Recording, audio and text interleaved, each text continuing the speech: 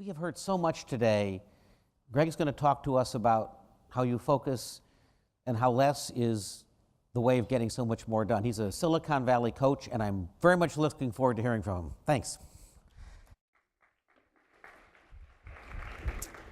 I woke up this morning at 5 o'clock and decided to scrap everything I had planned for you. So I have no plan for this. That's not a good idea, is it? But I wanted to share something I wasn't planning on sharing, you know? Because it all started when I got an email from my boss at the time. This is a few years ago, and she said, Friday would be a very bad time for your wife to have a baby. Which is, well, she was expecting, otherwise that would have been an even odder email to receive, I think. And she said, because I need you to be in this client meeting on Friday between this time and this time. And Friday, sure enough, was when our daughter was born. And so I'm in the hospital with her and with the baby, and everyone's well and everything's fine. But instead of being totally focused on what was clearly the essential thing, I was pulled in every direction, you know, trying to keep both sides happy. How can I do both? And then I remembered my conviction, and I called her up and I said, no, you know, with all the conviction I could muster, I said, yes. And I went. Yeah, I remember after the meeting, my boss said to me, the client will respect you for the choice you just made. The look on their faces did not evince that kind of confidence, you know. They wondered what on earth I was doing. But even if they had, surely I had made a fool's bargain. Surely I had sacrificed something that was really important for something that was hardly important at all. And that was where I really learned the point. Expensive lesson, you can learn it on the cheap. If you don't prioritize your life, someone else will. That's it. That's what I learned. And that just came so deep to me, ultimately, that I quit the job. It was a good idea. Started an organization trying to fight this phenomenon, because suddenly I realized that I'm not totally alone. That I'm not the only person who's become consumed in the undisciplined pursuit of more, a bit of everything, a bit more of everything, and they end up making just a millimeter progress in a million directions. In fact, we're going to do it right now. We're going to a poll. We'll see how this goes. We're going to do a poll with everybody. All right? I want you to snap if these are true for you, right? Have you ever found yourself stretched too thin at work or at home? That's like a joke at this conference, isn't it? Have you ever found yourself busy but not productive? Snap for that. Yeah. I got somebody dancing at the back on that one. Have you ever said yes just to please? Yeah. Or to appease? Or just to avoid trouble? Yeah. So we're all part of this. We're all part of it. So I quit the job. I start the organization. It's called This Inc. And we just try and take it on. Write a book, Essentialism, the disciplined pursuit of less. That's the antidote to the problem. This was the result. The result of all of the research, all of the interviews, all the work that I did with people. I remember one individual I interviewed who was doing award-winning work with one organization. The whole company got purchased by a larger, more bureaucratic firm. He ends up saying yes to everyone and everything in the new company because he wants to be a good team player. His stress goes up, the quality of his work goes down. He almost quits the company. Then he realizes, no, I've just got to become, my words, an essentialist. I'm going to figure out what's essential, eliminate what's not, so I can really make a difference at my highest point of contribution. So he does this. He says, I got my life back, he said.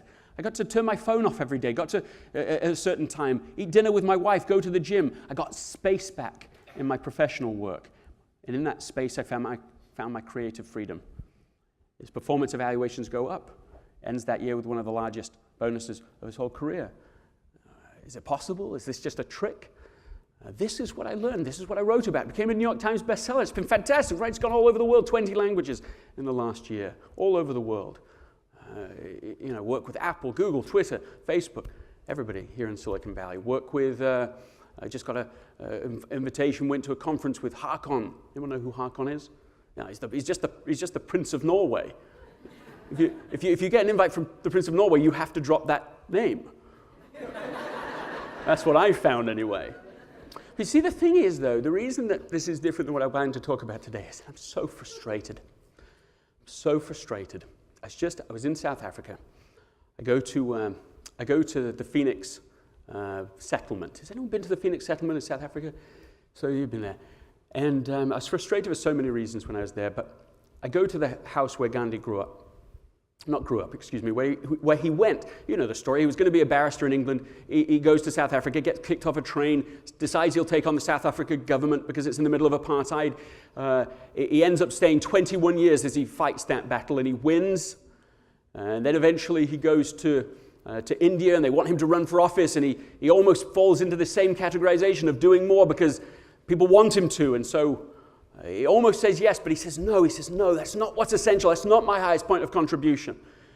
He says, I'm going to, he says, I've got to find India, I've got to hear her, I've got to understand what's essential here, and how it is possible that so few British can control so many Indians. And he takes 1 year to listen to India, and he's out in the paddy fields with the people in the poorest classes, and he discovers the answer is something vital, something essential, but something he didn't suspect. It's salt. And because the British control the production of salt, they control the production of bread and the whole food chain. And so that's when he has the idea to walk across India in civil disobedience and make salt on the beaches. You know, it's the name, the Salt Marches. 600,000 people follow him. And his cause is now launched at the next level. His movement is known to us all. Through a series of essentialist experiments, like when his son was his grandson beaten up in South Africa twice, once for being too black and once for being too white. That's going to make a teenager a little irritated, I would think.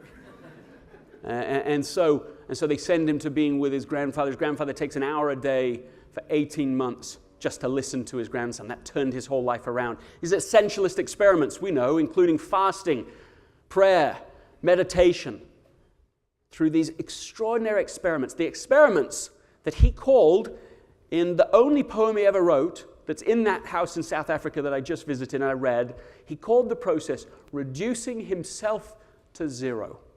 Reducing oneself to zero. That is what it means to be an essentialist, to eliminate everything but the single purpose, the priority of our lives. Now, priority itself is an interesting word, isn't it? Because it came into the English language in the 1400s. It was singular. What did it mean? The very first thing. The very first or prior thing. That's all very sensible. Also sensible for the next 500 years, nobody pluralized that term. Now, you just think about this. Half a millennium, everyone used the word priority. Nobody thought of the word priorities. Only in the 1900s, in response to the Industrial Revolution, somebody think, I know what we'll do. The answer to our problems, we'll just have multiple priorities. Many, many, many, very first before all other things. And yet, have you not been to a meeting yourself when somebody said, with no sense of irony at all, here are the 20 priorities? Gandhi finally figured this out. He said there's a single purpose, a single priority. This is what I'm about. This is what I'm focused on. The liberation of the Indian people. So why am I so frustrated by it all? I'm frustrated because for all the success of the last year or so, it's not a movement yet. You know, it's not a movement yet. And right after I was in South Africa, I get a call from TED, and they said, look, we're a little frustrated themselves that they have so much of a certain kind of impact, right? Millions and millions of people have spoken, millions and millions of people have watched what they say, but no sense, a clear impact. So they want to try and run a social experiment with essentialism.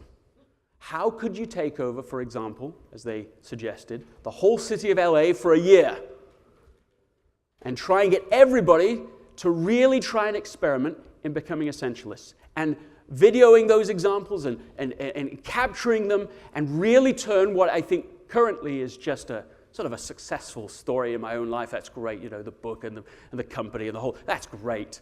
But it's not a movement yet, but it could be. And so we're going to go one further. December 1st, we're going to start this. That's 3 months ahead of when we're really starting the whole thing in LA.